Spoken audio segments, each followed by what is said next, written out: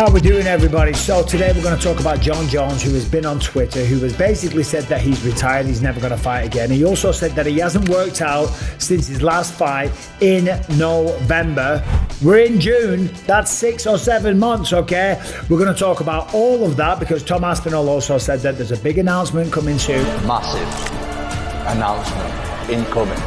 And we know we're rinsing this, but this is the biggest story in mixed martial arts for the biggest fight in mixed martial arts and potentially the biggest duck avoidance, whatever you want to call it. We're also going to talk about the press conference for UFC 316, which goes down tonight. Okay, I'll show you again, one more time. So, let's start with Jon Jones. He got on Twitter and he was tweeting up a storm. Here's what he had to say regarding everyone saying that he's ducking Tom Aspinall and stuff like that. He said, I spoke to the UFC a long time ago about what my future plans are. I haven't really worked out since my last fight in New York City. Honestly, I believe it's in the UFC's best interest to keep presenting me as the company's champion, not Tom. And then he goes on to say, I've just been playing the role of the company man by doing nothing at all and holding all the position.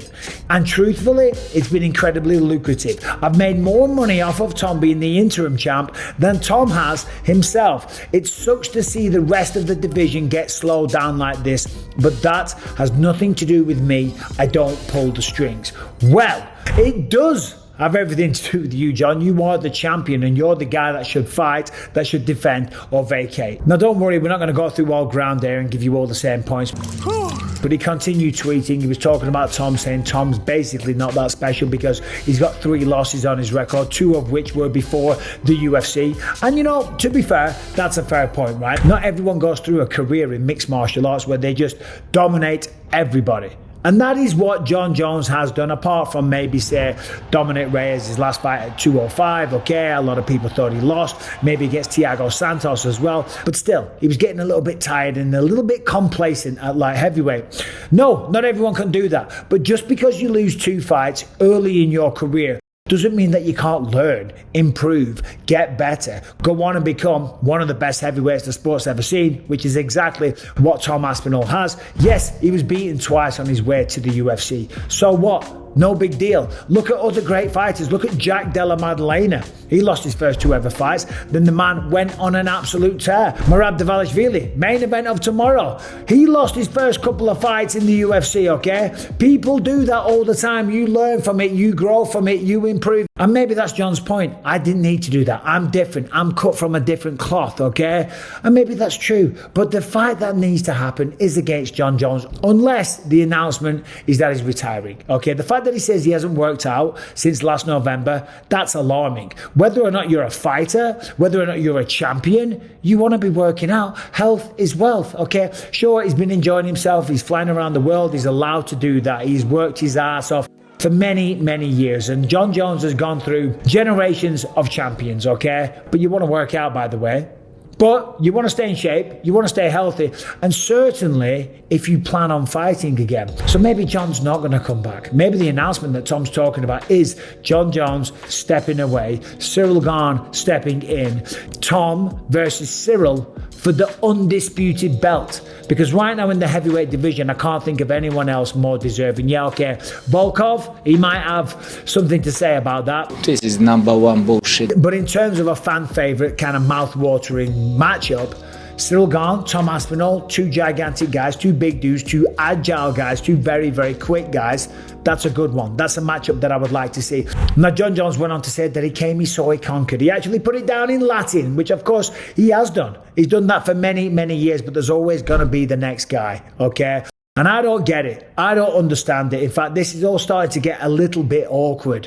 For Jon Jones, for the fans, for commentators like myself, like DC and Chael Sonnen, they're talking about it. Jon Jones is talking shit. When you're one of the biggest stars in the organization, when you're the GOAT, when you're the guy that's gone through generations of champions, and then you're being unclear with what your intentions are, people are going to talk about it. The sport has risen to a whole new level. It just continues to get bigger and bigger. So there's going to be podcasts, there's going to be analysts, there's going to be people on ESPN and all the broadcast networks all over the world that speculate and give commentary on your choices. That's not necessarily a personal insult. However, as a fighter, myself, a former fighter, I think he's got to fight or vacate the belt. If he wants to vacate, that is his right. Will there be people that say, you know what, he did his time, fair play, he's 37 years old. He said on Twitter, he said, my body's aching. I'm 37, I work out, and I'm so sore. I thought he didn't work out since last November, so how the hell is he still sore? I'm 46 and I still work out every single goddamn day.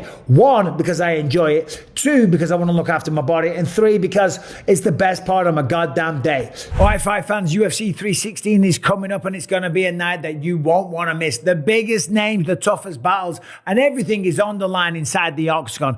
Getting on the action with my partners at DraftKings Sportsbook. From explosive knockouts to title fight drama, it's all happening at UFC 316. Now, of course, the main event, Sean O'Malley taking on Merab Dvalishvili. If you think you know who wins this fight, guess what? I have got an incredible offer for you. As I said, I've partnered with DraftKings Sportsbook. New customers that download the app use the promo code Bisping. New customers bet just $5 and get $300 in bonus bets if your bet wins. So download the DraftKings Sportsbook app today. That code is Bisping. Use that when signing up. Stay in on the action. Use that $300 in bonus bets on DraftKings same game parlays for a shot at an even bigger payout. Combine multiple bets together from the same fight. If you love the thrill of live betting, DraftKings have got you covered. Bet live on in-progress fights right as they happen, making watching the fights that much more exciting. And if sports betting is not yet available in your state, don't worry, you can still join in on all the fun with DraftKings Pick 6 and have the shot to win cash prizes. So, what are you waiting for? Download the DraftKings Sportsbook app right now. New customers use the promo code Bisping. Bet just $5 on any wager and get $300 in bonus bets if your bet wins. That's promo code Bisping only at DraftKings Sportsbook.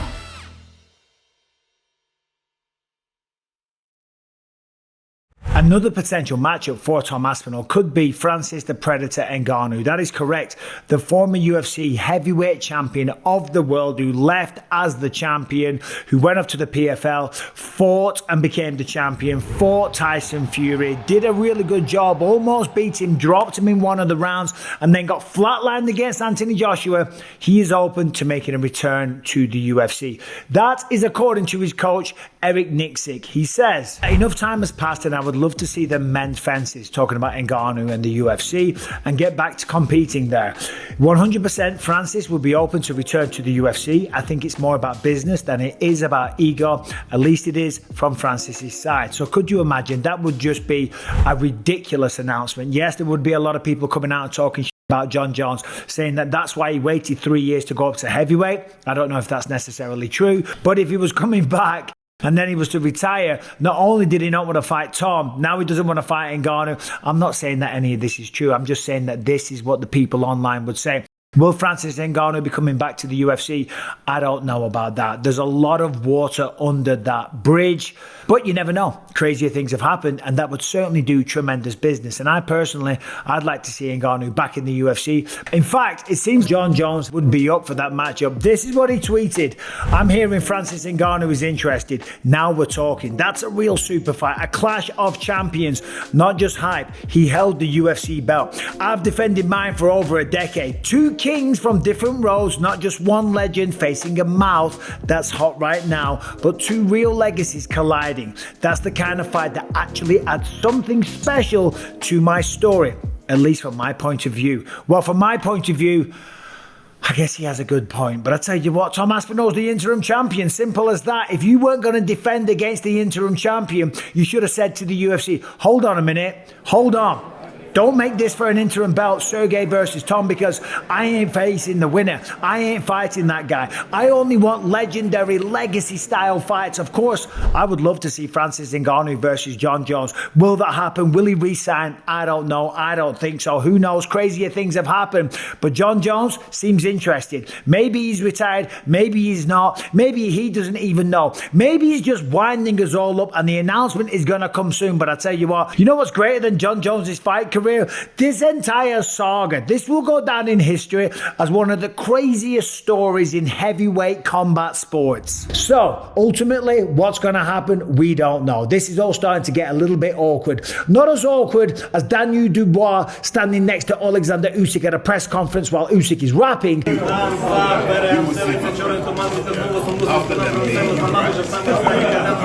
But it's getting awkward because no one knows what's going on. Tom says he's not the type of guy to pull stunts for the media. I get that. He's not. He's a level-headed guy. He's a great guy. And he just wants to be the undisputed champion, which is his right. And he has been very patient. He hasn't fought since last July. It's almost a year since Thomas fought, whilst he's in his prime, whilst he's in the prime years of his earning power as well. We go through all these sacrifices. Yeah, we want to be great. We want to be remembered. We want to set a legacy. But we also want to make plenty of money. And we do that by stepping inside the octagon. Yep. Lots of lucrative deals, sponsorships here, there, everywhere, all over the place. Fly around the world doing seminars, this, that, and the other. That's all great. But the real bread and butter comes from competing inside the octagon. And that's what we are known for. So, looks like, according to Jon Jones, that he won't be fighting anytime soon. But as always, I guess we'll wait and see what transpires. Now, speaking of waiting and transpiring, what transpired at the weigh-ins yesterday morning, Ariane Silva, formerly Lipski, the queen of violence, missed weight by 6 pounds. 132, the official weight for Ariane De Silva, 6 pounds over the flyweight limit. Not even close. Come on. For the love of God, get it together. Regardless, the fight's still going ahead, and I'm looking forward to UFC 316. Merab and Sean O'Malley. Things got a little bit spicy at the press conference a few days ago. Sean O'Malley said that he's going to knock out Merab, and everyone's going to forget about him. Merab said, "Look, listen, you say you're a humble guy. Okay. Now I knocked you out, and everyone forget about you." I truly believe I'm going to knock Merab out come Sunday. No one's going to give a about Merab, and that's just, it is what it is. Okay, Merab is pissed off now. This is a little bit personal. This is going to make the fight even better. Keep talking, and you're gonna get more humble. I'm making people humble. Another guy that's pissed off is Kevin Holland. You better not ask him about the Jackson podcast, or he will stick a 45-70 up your ass. And the stuff that he said to Vicente Luque when they faced off at the press conference, a little bit weird, but whatever. I hope it's a war. I like wars. Sex is usually better after wars. You don't think so? Or you don't have sex? Co-main event, Juliana Pena versus Kayla Harrison. Of course, those guys do not like each other. Started your career in 2009. You're 10-5. I started in 2018, and I'm 17-1. Yeah, it's easy to be 17-1 when you're fighting freaking tomato cancer. Who have you fought? What was that? Kayla said Juliana has lost more fights than what she has rounds. You're 11-5. It doesn't You've matter. lost more The fights than I've lost rounds the 6 fights in that I've MMA. taken in order to get and fight the best in the world. I'll take that all day over your 20 fights that it's taken you to get to here right now. Out. And that's probably correct. But still, the main event, Sean O'Malley versus Merab Dvalishvili. On my predictions, I said that Merab wins. When the dust settles, I do believe Merab Dvalishvili will still be the champion of the world. On the podcast, I said that Sean wins. After hearing what Harrington said, I'm like, and the injury, and everything Harrington said, I'm like, fuck it, I'm changing my pick. I've got Sean. And you know what? I can see a path to victory for both people. The fact is, Sean has made a lot of changes in his personal life. He's not smoking weed. He's changed his circles and all that stuff. He's not dyeing the hair. He's not full of all the flamboyance and the distractions and all the rest of it, because unless he wins this fight, none of that means anything. But then on the flip side, we have Merab, and Merab is very, very dialed in. The cardio's through the roof, and I just think stylistically it is a terrible matchup, but every single fight is different. I guess we'll find out tonight what goes down. Anyway, I'm in Cochrane, Canada, Alberta. I gotta go to set and film in a movie called The Gambit. This one is gonna blow your mind. High stakes action movie. We're doing some very, very cool shit. But I've got to get to set. Thanks for watching. Subscribe, ring the bell. I'll do an instant reaction video after the fights, give you my breakdown, give you my analysis, and we'll go through all the action. As always, as I said, thanks for watching. See you soon.